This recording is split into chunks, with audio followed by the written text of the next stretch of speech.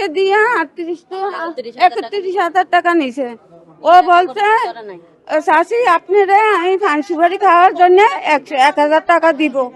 আমি বাড়ির টাকা নিয়ে যাই না, ও আমার ওইখানে আটকে সবগুলো টাকা নিয়ে ফেলাইছে। আমার টাকা কোনো টাকা দেয় না। আমি মাসের কাজ করি, আমারে বলে আমি সুদ করতাম। আমি কি বাজে সুদ করব? আমি নিজে চলতে পারি না। আমার জামাই একটা বুড়া, আমি মাসের কাজ করি, ভাত খাই। এখন মাসের কাজের তো আমি এসেছি, কাজের তো ভাত খাইতে। আপনি টাকা পান নাই? না, আমি কোনো টাকা নেই না। আমরা আমাদেরকে ঋণ দেওয়ার কথা ডিসেম্বর মাসের 25 তারিখ মতন হবে। 10,000 টাকা নিচে 1 লক্ষ টাকা দিবে। 1 লক্ষ টাকা 10,000 টাকা জমা দিলে 1 লক্ষ টাকা দিবে। বিষয়তে 25 তারিখে দিয়ে দিবে জানুয়ারির। এটা বলে আমাদের থেকে টাকা নিচে 20-25 তারিখ তো যে এখন 8 মাস হয়ে গেছে। ওনার কাছে ফোন দিলে আমরা আসি সবসময়, বলে ইনশাল্লাহ 1 সপ্তাহ 15 দিন এভাবে আমাদেরকে বলে। আবার বলে ম্যাডাম ছুটিতে আছে, ম্যাডাম ডেলিভারিতে। কখনো নির্বাচনের, কখনো রমজানের, ঈদের, এগুলাও দোয়াই দিতে দিতে দিতে 8 মাস হয়ে গেছে। আমরা 10,000 টাকা জমা দিছি গয়না বন্ধক দিয়ে।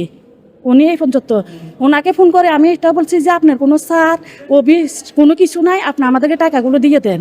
আপনি কি আমাদের আগেও আমাদেরকে টাকা দিতে পারবেন না? আমরা যে টাকাগুলো জমা দিছি জানুয়ারির 25 তারিখে, বিষয়তে 25 তারিখে দিয়ে দিবি এটা বলছে। এটা বলে আমাদের থেকে টাকা নিছি। কারা করছে এটা? আইসা কোন সংস্থা এটা? এটা আমি নতুন সদস্য ভর্তি হয়েছি। আমার ভাইয়ের বউ আরেকজনের ইয়ার থেকে ভর্তি হয়েছিল। আমার ভাইয়ের বউ ভর্তি করাইছে আমাদেরকে থেকে 10,000 টাকা নিয়ে উনি অফিসে আমাদেরকে ঢুকতে দেয় না। বাইরে বাইরে দাঁড়াই থাকে। আপনি এখন ম্যাডাম নাই, চলে যান, আমরা দিয়ে দিব।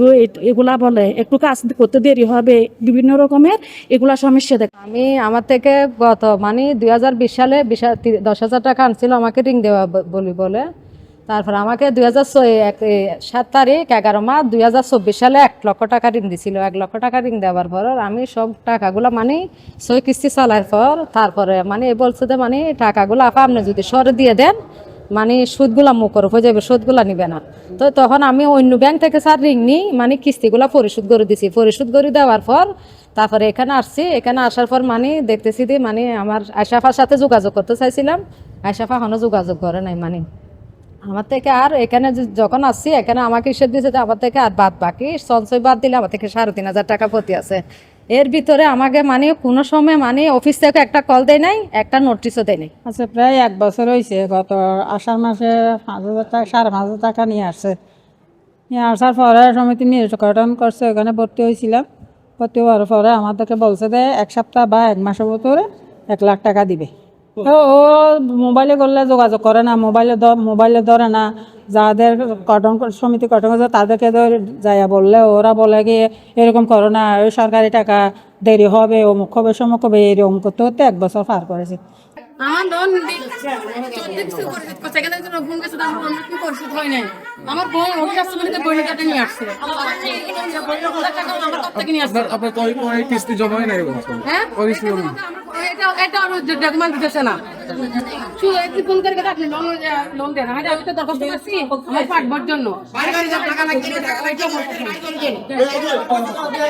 আমাদের টাকা লাগবে না।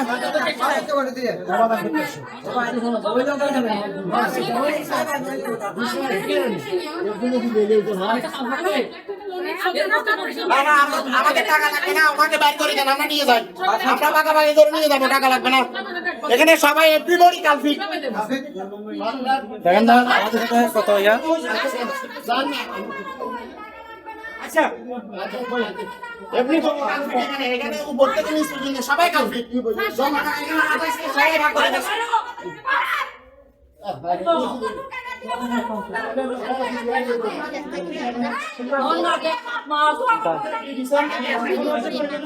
আচ্ছা।